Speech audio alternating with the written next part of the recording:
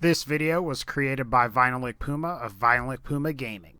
Hey guys, back with another Borderlands 2 and the pre-sequel video. While we will be returning to Borderlands 1 soon, I did want to go ahead and take this opportunity to discuss what I think are the 8 best Torgue guns and weapons from both Borderlands 2. In Borderlands 1, Torgue weapons came in all shapes and varieties. However, it seems that during the gap between both games, Torgue decided to tweak their business strategy and focus on explosive gyrojet technology.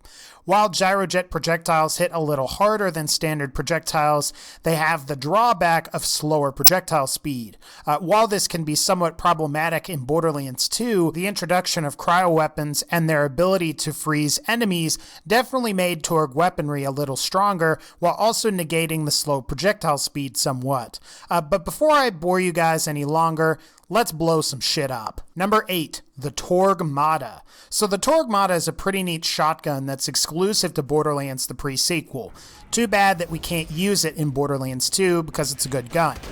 What the Torgue Mata does is when you shoot it at the ground, the projectiles make contact and emit these bits of flak that also explode around where the projectile lands. While these individual flaks aren't extremely powerful, they do add up, especially against enemies like Kragans or even enemies that you've frozen. Now, I actually didn't understand the red text at first, but the name of this weapon is a historical reference to a very important person by the name of Tomás de Torquemada. Torquemada lived between 1420 and 1498 and took part in the Spanish Inquisition. Inquisitors hunted down what they deemed to be heretics, hence why the red text reads Hammer of the Heretics. Regardless, I think it's safe to say that Mr. Torgue is probably a lot smarter than he looks and acts if he can make interesting historical references like this. Like all Torgue weapons from the pre-sequel, Claptrap can make great use of the Torgue Mata thanks to his abilities to increase the explosive damage of weapons. Otherwise, it's not a bad gun to use on any of the other characters in the pre-sequel. Number 7. The Meteor Shower / bonus package. Okay, so as far as I know, the bonus package is in Borderlands 2 and the pre-sequel. However, the Meteor Shower is exclusive to Borderlands 2 because it's a Seraph weapon. So regardless of which game you ultimately choose to play, you're going to have a really powerful Torgue MIRV-style grenade mod. The only real differences between these two grenade mods is that the Meteor Shower deploys over a larger distance and has an extra MIRV grenade. The bonus package, on the other hand, deploys over a more contained area and has less MIRVs deployed than the Meteor Shower. Otherwise, they're pretty much the exact same. Both the Meteor Shower and bonus package explode into MIRVs when thrown, and those MIRVs explode into even more MIRVs. Depending on your point of view, you might be able to argue that the bonus package is better, as you can acquire it from Boom Boom at the very start of Borderlands 2. A level 3 bonus package can pretty much be your go-to grenade mod until level 10 or 11 or so. You'll be hard-pressed to find something that is better that early on in the game, but at the same time, it's not a guaranteed drop. The Meteor Shower, on the other hand, is slightly better than the bonus package in terms of damage, and it's also much easier to acquire as you don't have to farm for it. However, you will need the Torgue's Campaign of Carnage DLC for Borderlands 2 and at least 150 Seraph crystals or so to buy one from the Seraph vendor. Number 6, the Creamer. So the Creamer was first introduced in Borderlands 2 as a locked DLC weapon when the game launched. This is because the Circle of Slaughter that was located in the Hyperion Wildlife Exploitation Preserve was locked behind a pre-order initially, so it was like pre-order DLC.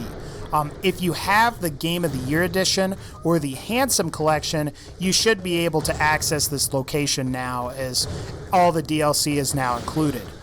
In the pre-sequel, I believe the Creamer can be acquired from any suitable loot source, though originally it did not drop at launch, so I could be wrong about that. The Creamer is essentially a moderately powerful Torgue rocket launcher, and the biggest advantage it has is that the Creamer is a Moxie weapon that heals for a percentage of the damage it deals, and according to the Borderlands wiki, it appears to be 2% of damage dealt is returned to you as health. And keep in mind, while 2% isn't really that high, The Creamer also has extremely high base damage thanks to it being a rocket launcher, so you could essentially shoot this at somebody and you'll be back to full health. It's pretty awesome.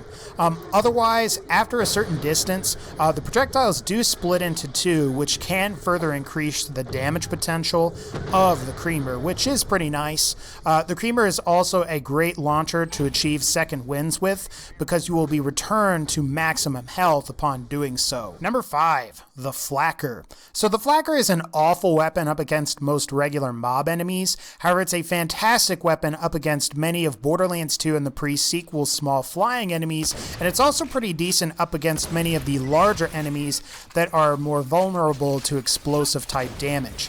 This is mostly because the FlakEr's damage is mostly spread over a larger area, where most other guns in Borderlands 2 and the pre-sequel deal damage within a very small and confined area. Now, while the FlakEr isn't really going to be my first choice for a Torgue shotgun, there is an exploit that can be performed with Torgue rocket launchers, which will significantly boost the damage of each individual flak that the FlakEr fires. By firing the FlakEr and quickly swapping to a Torgue rocket launcher, you can significantly increase the damage of the FlakEr. You can make larger bosses and enemies like Terramorphous, the Son of Cromarax, EOS, and Eclipse. You can make their health bars literally melt before your eyes, and it's actually pretty cool. The reason why this trick works is because it makes use of the passive weapon effects glitch.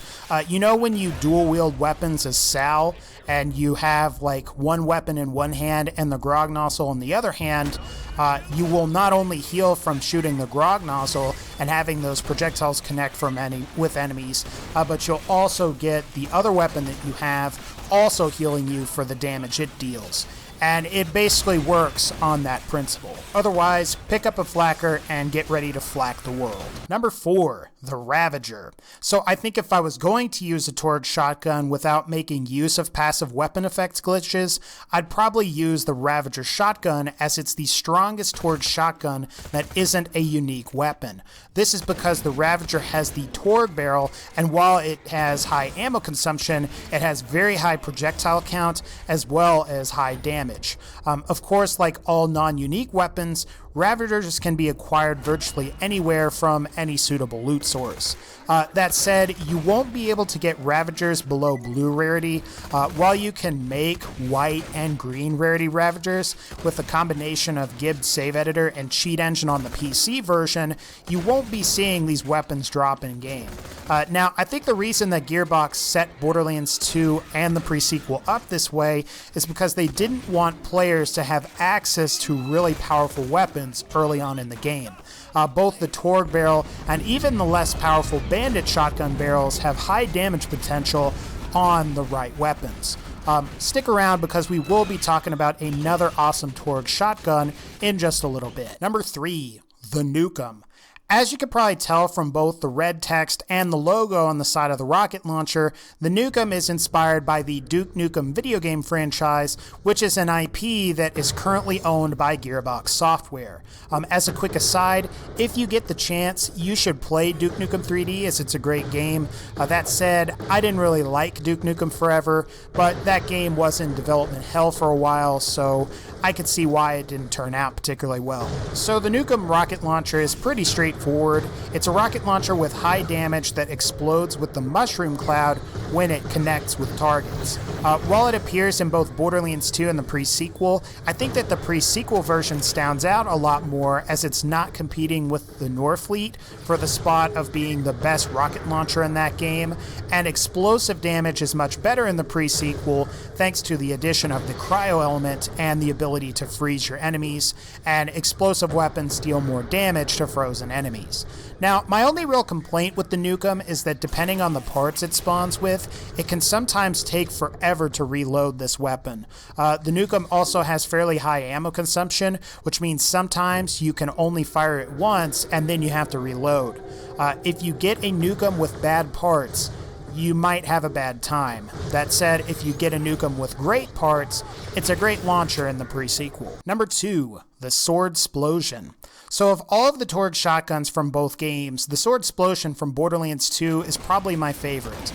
In case you're unfamiliar with the Sword Splosion, it's a Torgue E-Tech shotgun that fires swords, which then explode into more swords, dealing a ton of damage. While it's not a good close-up weapon like the Ravager is, the Sword Splosion is a great weapon to shoot at enemies from about medium range. This is mostly because if you get too close with the Sword Splosion, the swords can explode and deal damage to your character, and you can go in a fight for your life sometimes. In my opinion, the Sword Splosion is probably one of Axton the Commando's best weapons, as he can boost its effectiveness with grenade damage bonus. Once you start combining these with skills like Battlefront, Steady, and even some other skills like Onslaught, Impact, and Metal Storm, you can deal a significant amount of damage within a short time period. It's a shame that the Sword Splosion didn't show up in the pre-sequel, as it is a great gun. And finally, number 1, the Unkempt Herald. So for Borderlands 2 veterans, this shouldn't really be a big surprise. However, for the uninitiated, the Unkempt Herald is easily one of the best guns and weapons in Borderlands 2, especially when you dual wield it on Salvador.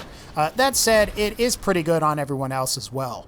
This is because when you shoot the Unkempt Herald, the initial projectile splits into 7 unlisted projectiles. If you have the double penetrating version, which is the ×2 multiplier version of the Unkempt Herald, you can fire up to 14 projectiles that are unlisted.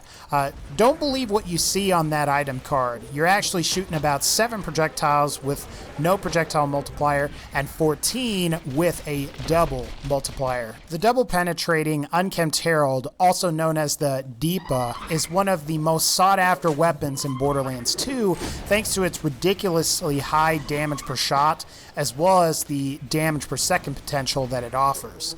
It's also a weapon that's relatively easy to operate, unlike other weapons like the Interfacer, which requires you to perform critical hits to really take advantage of its maximum damage potential. The Herald can still deal a lot of damage on just body shots.